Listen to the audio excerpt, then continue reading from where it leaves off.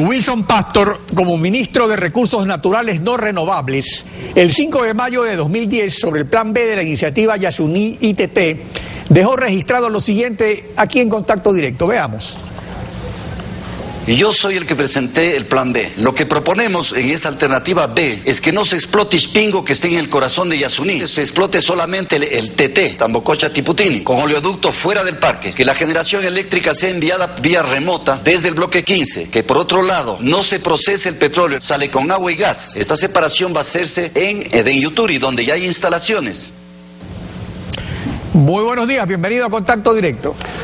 Buenos días, doctor. Con los pocos minutos que me ha dado, vamos a ver si podemos responder sí tenemos cosas que han dicho inexactas. Suficiente. El decreto presidencial número 74 de agosto 15, en su artículo 4, habla en general de la explotación de los campos petroleros en el Parque Yasuní. Es decir, que no excluye a ninguno. Entonces, esta variante al plan B se debe a que el campo Ispingo, que está en el corazón del Yasuní, según usted indica, es el que posee las mayores reservas. Le voy a responder a esta pregunta, pero permítame rectificar ciertas cosas que se han dicho anteriormente. La primera, ¿de qué iniciativa Yasuní está hablando Alberto Acosta? La que yo conozco, la que conoce usted y la que conoce el pueblo ecuatoriano es que la que elevó el presidente a consideración de la comunidad internacional en estos términos.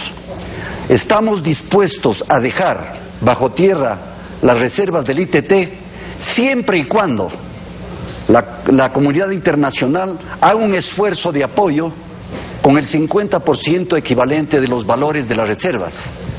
Nunca hubo una alternativa Yasuní en la cual se diga únicamente vamos a dejar bajo tierra pase lo que pase. Eso nunca existió. El segundo tema que quiero yo aclarar de Alberto Acosta es que, como él sabe perfectamente, como petrolero que es y que fue, es una falacia afirmar que porque vamos a explotar el 1 por 1000 o menos, o vamos a desforestar el 1 por 1000 o menos, eso equivale a hacer una telaraña. Eso es una falacia y una mentira. La verdad es que se están utilizando 7 tecnologías nuevas, no convencionales, no de ensayo. Se probaron en Pañacocha y se están probando en el bloque 31, por el cual se minimiza el impacto ambiental al mínimo. Y voy a enumerarlas. La primera, hay 7 plataformas que ya se hicieron en el Yasuní en los años pasados. Vamos a utilizarlas. Por excepción, se hará una plataforma adicional. Esas plataformas son de 1,5 hectáreas a 2 hectáreas.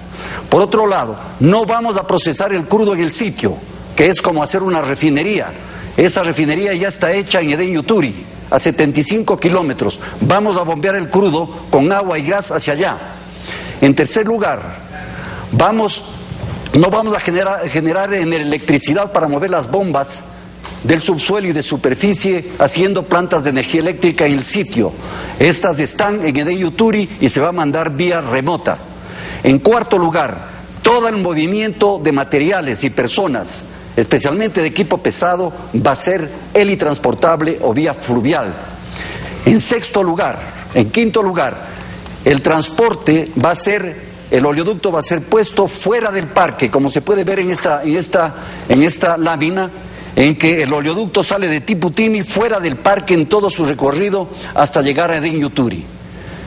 Y finalmente, debemos señalar que es más importante que exista una empresa con capacidad, con fuerza económica para que preserve el parque, que dejarlo como está. Cuando Petroamazonas actúe allí, se podrá hacer lo que se hizo en Pañacocha, impedir que nadie entre al parque o al bosque protector en el caso de Pañacocha, que haya una institución fuerte de monitoreo y control de la flora y fauna del parque, como lo está haciendo el MAE en Pañacocha. De manera que de esta forma sí podamos preservar el parque. Con estas aclaraciones le respondo con mucho gusto. A la primera pregunta, sí, respecto a que se habla en general de los campos y no solo sobre el TT. O sea, ¿se está incluyendo el Ispingo? En efecto, en la propuesta del presidente, que debe ser considerada y resuelta por la Asamblea Nacional, y de ser el caso por una consulta, el plan B consideraba solamente el Ispingo, Tiputini, que está fuera del parque, y Tambococha, que está dentro del parque. Ahora se abre la posibilidad de poder trabajar también el yacimiento Ispingo. No se tiene todavía un plan de desarrollo de ese campo.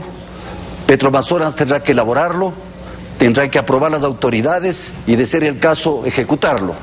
Pero efectivamente se abre esta posibilidad.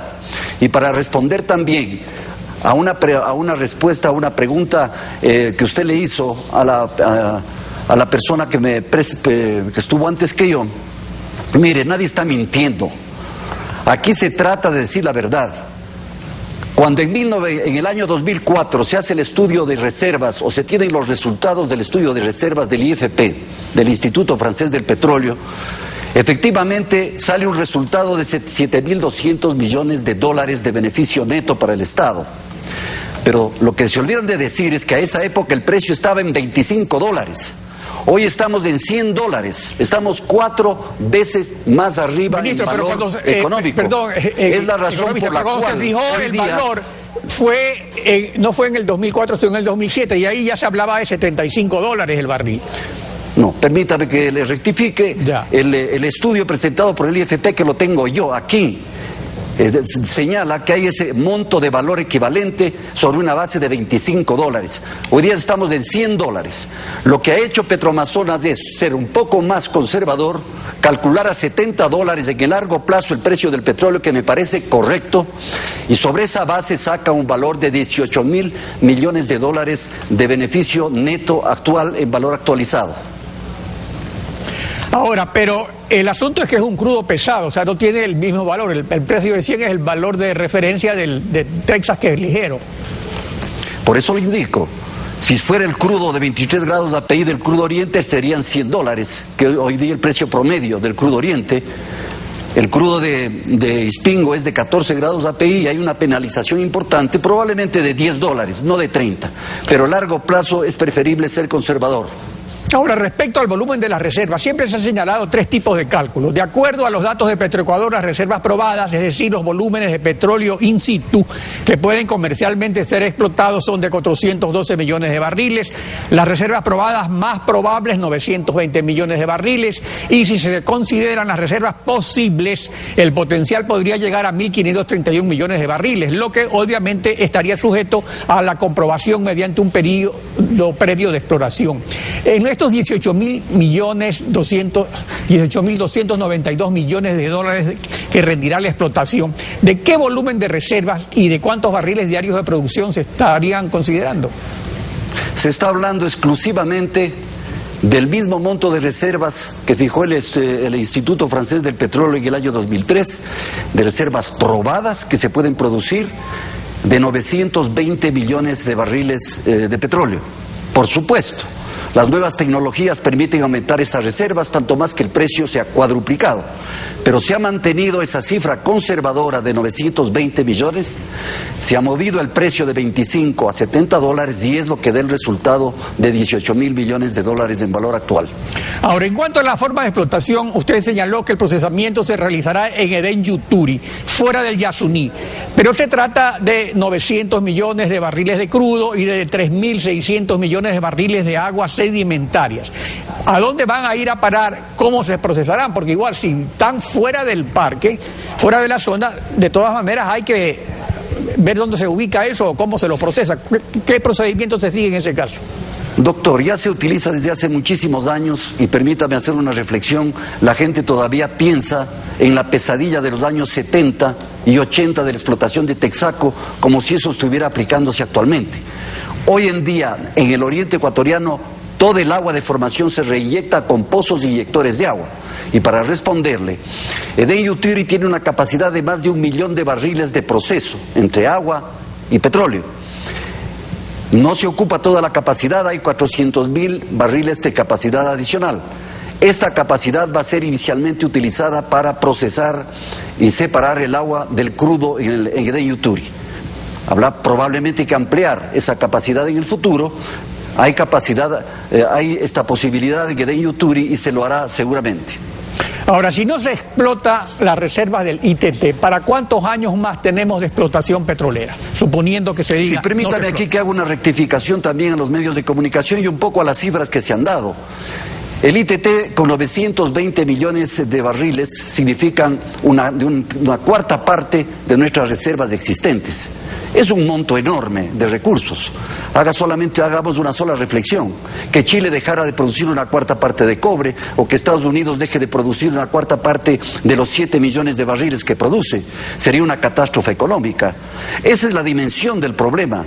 Hoy, si estuviera en producción el ITT, estaríamos en 750.000 barriles por día, no en los 540 que tenemos hoy día, y que mucha gente sigue con 500.000 del año pasado. Hoy estamos en 540.000 barriles por día, gracias a la recuperación mejorada de los campos Sacha y Shushufindi. Y podríamos tener hasta 750.000 barriles por día más.